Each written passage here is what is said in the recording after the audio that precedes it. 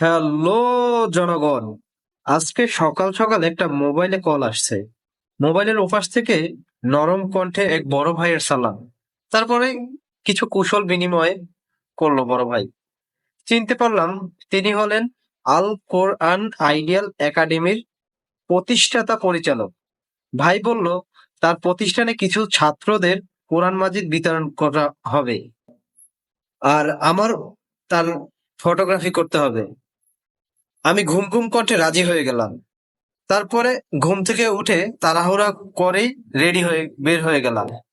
রাজি না হয়ে কি উপায় আছে?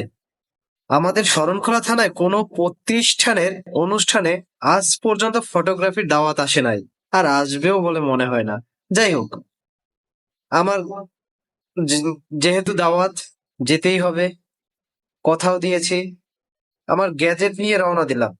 এই হলো আল কোরআন আইডিয়াল একাডেমি, শহীদ মিনার থেকে একটু সামনে ফেরিঘাটের দিকে। তো ধীরে ধীরে ভিতরে ঢুকলাম, কথাবার্তা বলবো সেই জন্য, প্রতিষ্ঠানের সংস্থাতার সাথে কথাবার্তা বলবো সেই জন্য তিনি আমাকে বসতে বললো। বসলাম। আমি সবকিছু দেখতেছিলাম যে আসলে কিভাবে কি করা যায়। এখানে যে হুজুর ছিল সে কিছু উপদেশমূলক কথাবার্তা বলতেছিল আজকের অনুষ্ঠান উপলক্ষে। এরপরে প্রধান শিক্ষক, প্রধান অতিথি ও বিশেষ অতিথি সহ মোটামুটি অভিভাবকের আহ, কথাবার্তা হচ্ছিল। আমি ফাঁকে ফাঁকে কিছু ফটোশুট করলাম।